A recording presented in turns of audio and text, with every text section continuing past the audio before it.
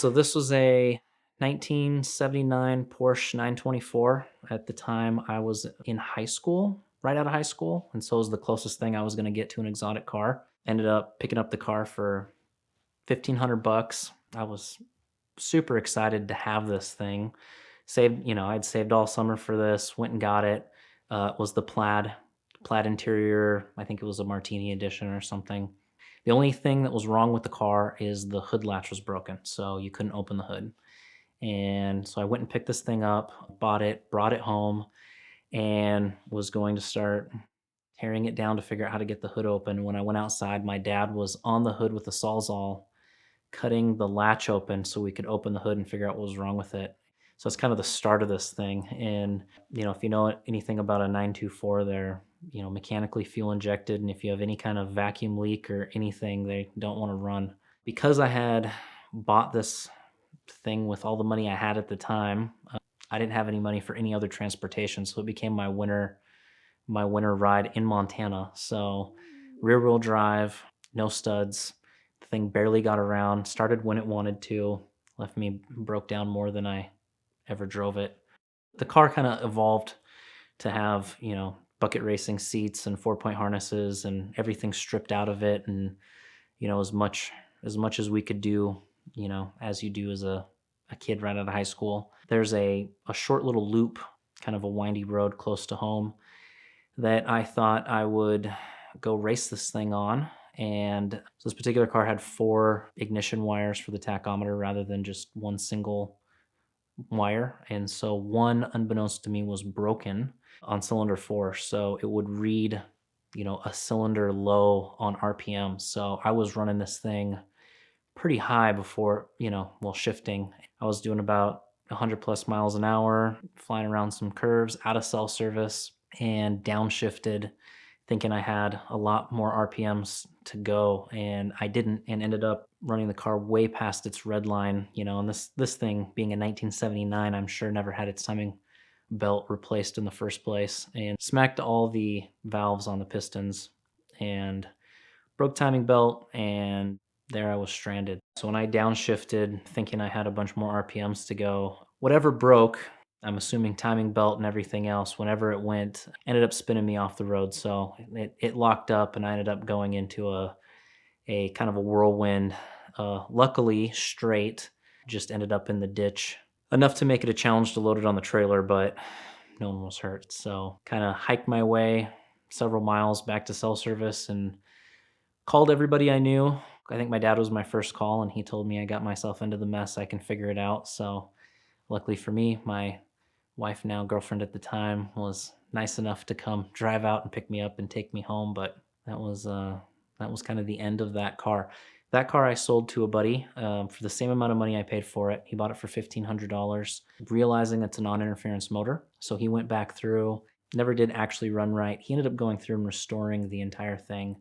Car looked amazing. Kid moves to Arizona and gets a video of the car getting crushed at the wrecking yard. So that's the last I saw of it, is this thing getting crushed. So it is no longer around.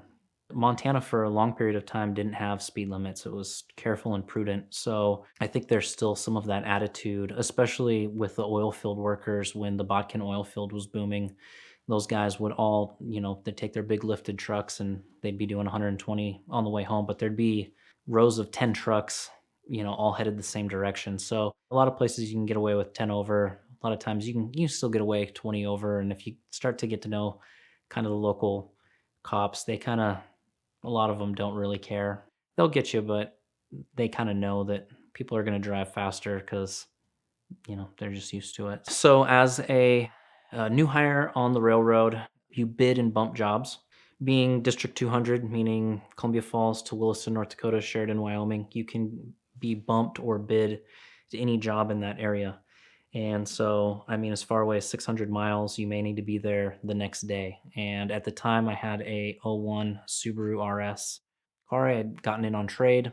It had, race clutch, cob cams, headers, intake, everything, as fast and the furious as you could in the early 2000s for that car. It had it done.